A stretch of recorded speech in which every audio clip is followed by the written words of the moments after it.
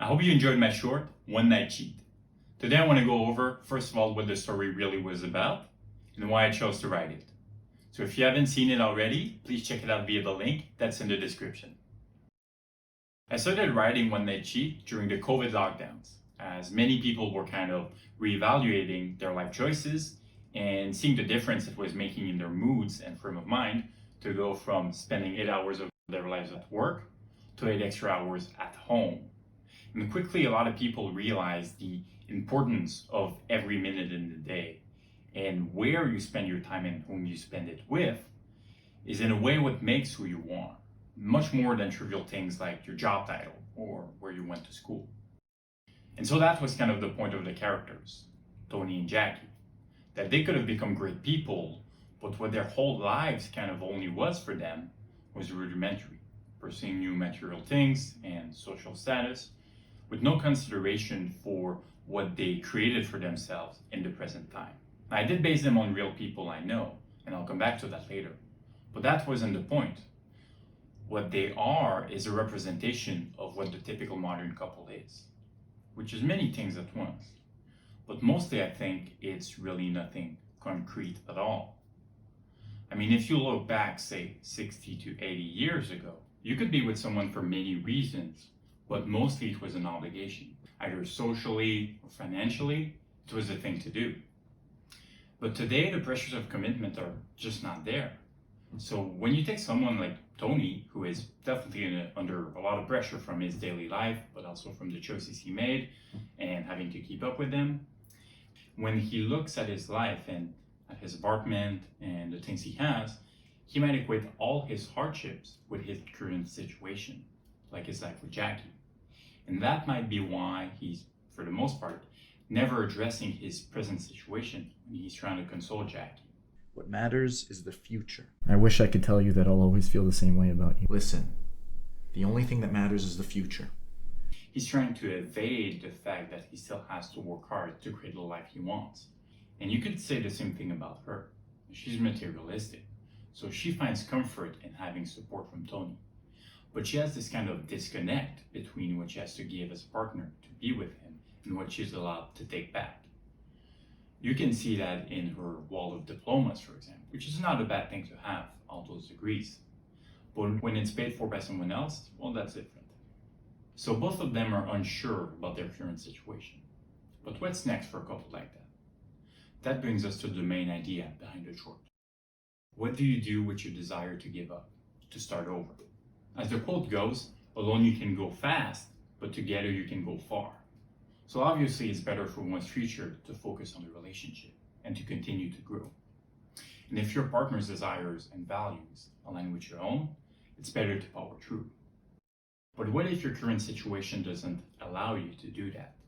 What if you gotten to the point that just one more day with your partner would drive you to insanity? I hope no one listening to this ever gets there, but I'm sure it's happened to some before. And I'm sure in the case of Jackie and Tony that they have that fear, and they both show it. What should you do when you're there? When your heart is telling you run away, that it makes more sense. But then you have social pressures, obligations, and other fears. And then you have those two conflicting messages in your mind. It seems like there's nothing to do. Maybe that's the answer. Maybe you have to kind of shut down, close your eyes, turn off your brain, and let your inhibitions and your dreams take control. And have faith that you've made the right decision and that the process will guide you along. And then, with time, you'll be able to see what it is your heart truly desired all along. Now, if we go back to two characters and with the notion I've just laid out, that when lost within yourself, maybe the best thing to do is sometimes nothing, how exactly did they apply that concept? I mean, they did both try to sleep with another person. They stopped themselves from doing it, but what tells us they won't do it again? I mean, there's definitely signs that they would. Tony even says he doesn't really love Jackie. But at the same time, he's paying for all her stuff, he's got a mortgage, they're newly married, clearly he cares. But when asked why he wants to be with her, he's never really clear about anything. And I think it's because deep down he knows he's conflicted between the ideal husband and human being who he wishes he could become and the requirements of being that person.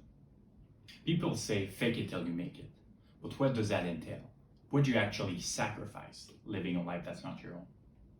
In the park scene, when Tony goes out and sees a family who's struggling, he realizes he's always struggling as well with who he wishes he could be. Now, if we look at Jackie, she's plagued by the same kind of symptom.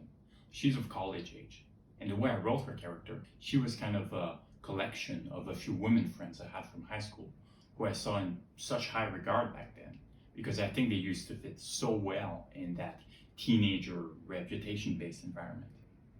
They seemed at ease, they seemed to be able to enjoy life, but then they didn't really amount to much after. Switching degrees, jobs, boyfriends, and thinking back about those people, I always thought, well, you were such a success in high school, you seem to have such emotional intelligence and openness. Why couldn't you continue to use that in your life post-high school? I guess it's not that simple. I guess maybe some people need the structure of school, the guidance of it all, to feel secure enough to go out and thrive. Others are the opposite. They can't live in anything remotely structured, otherwise they feel oppressed and cheated out of life. I think Tony is both of those things for Jackie.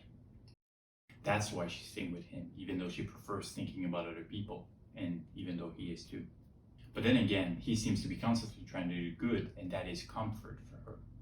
So not just like him, she struggles to be who she wishes she could be. So what's the solution for people like Tony and Jackie? Is it to give in, leave your partner, and go live a totally hedonistic life without responsibility?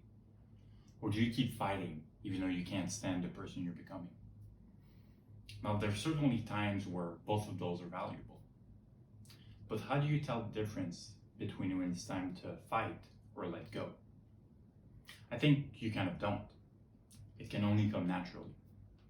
If you think you hate your partner now, but maybe in 10 years you'll appreciate the effort you've put in, you have to figure out if that sacrifice is worth it.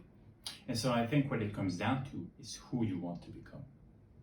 Just like Tony and Jackie, what they can request from each other is only as much as they can give back. And so finally, when you know what it is you desire, you can start to learn how to get there and what is required to do so. And only then can you know what you need from your lover and how you can also become someone that is good enough for them. So that was my opinion on relationships and a review of my short One Night Cheat. I hope you liked the explanation. Feel free to subscribe so you can see the next part of this video when it goes up. Thank you for watching.